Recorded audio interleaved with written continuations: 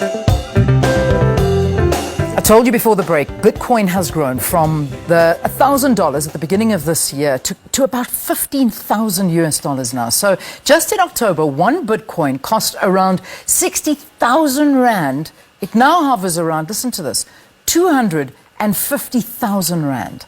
Now, similar to markets, the Bitcoin response to developments and the recent surge is speculated to be due to the announcement by two global markets that have announced their intention to legitimize it as an asset class for mainstream investors. What does that all mean? I don't know. We've got somebody in studio who's going to help us. Mpho Dagada, he is the author of How I Became a Millionaire at 21.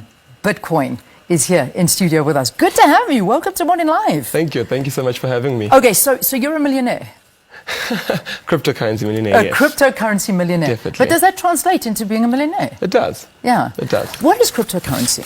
So basically what we're looking at currency with specific encryption techniques that do two things. The first thing is they actually verify that you actually have got the currency.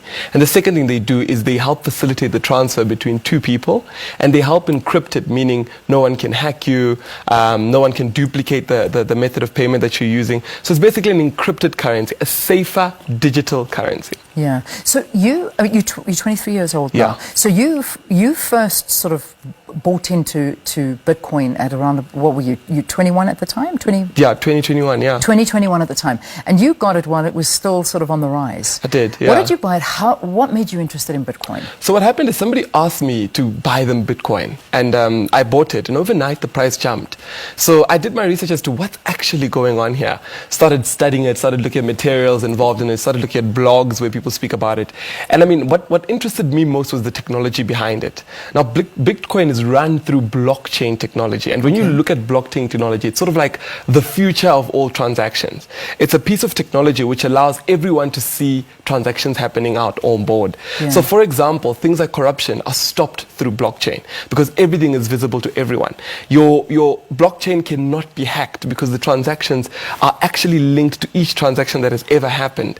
So it's those sort of attributes that interested me, the technology behind it, the speed behind it. We're looking at the future of currency. Yeah. And that's how I got interested, and the interest has grown. Now, the one thing is people think, okay, so there's no way I can afford one Bitcoin. I mean, when we're talking, I quoted a price of 250,000 Rand. Is that about right? Yeah, that's for about one right. Bitcoin. For one Bitcoin, yeah. But you don't buy one Bitcoin. You buy portions of a Bitcoin. Definitely, yeah. So how does that work? I mean, just explain this to me. So basically, when we think about cryptocurrencies, we're not only talking about Bitcoin. Bitcoin is the most valued one. I mean, we have a cryptocurrency like Ripple, which is 3 Rand, 4 Rand for one Ripple.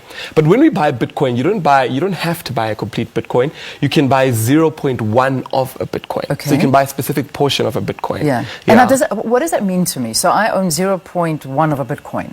So what? What then? You got to help me out here, because I think a lot of people are very confused by how this works. So I decide today that I get off here, I want to go and buy Bitcoin and invest in it. So is it an investment, or is it pretty much so now I use this as internet currency? I can buy things for it. Well, you definitely can transact using it. In South Africa, I mean, Takealot.com, Pick n Pay, they've got a trial system.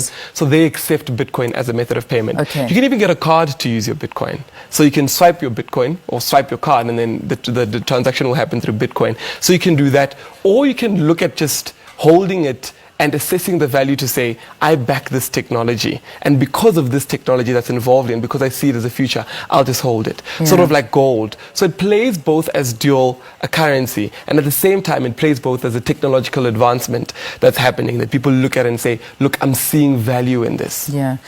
A lot of people also see it as a potential bubble and something that could burst very, very soon, because I think some people are very, very nervous, even though cryptocurrencies, we're talking of perhaps a combined value of around about $4 billion. I mean, that's larger than the GDP of a lot of countries.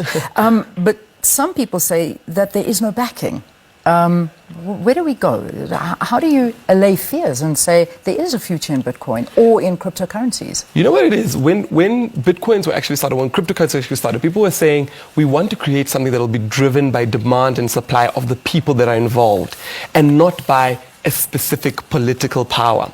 So people were trying to move away from your funds sitting with for example, the Zimbabwean dollar, sitting with the government and the political situation happening, and that values what your currency is worth. So now they wanted to move over to something that's less decentralized, that's affected by demand and supply for the people who are within the actual space. So that's what they looked at, the demand and supply within the people in the actual community. So it becomes a global market instead of a country governed market. And that's why we say it's decentralized and it's global, because anyone in any country can participate in Bitcoin. So that's what people are looking at. And it's driven by demand and supply. And I mean, in an economy, you want the instruments of demand and supply to play their role. Whether demand is high, whether demand is low, whether supply is high or low, you want those instruments to play out, and you want it to be fairly governed by the people involved in the system. And that's what Bitcoin offers people. A system where people are involved and they get to make a choice through their decision to say, look, I want to be in or not. If you invest in Bitcoin, so now as you have done, so give us your lesson. So you decided that you were going to go this route, the cryptocurrency route. You were going to invest in, obviously there's about 900 cryptocurrencies. We keep on emphasizing Bitcoin because, as you yourself have said, it's probably the most valuable and well known at this stage. But if I want to start, what is a good way to begin? All right. Well, I'd say the first thing you need to do, I've got a website called www.investinfuturecurrency.com. And under that website, there's a tab there called Coin Market Cap. And what that gives you information on all the altcoins that are available.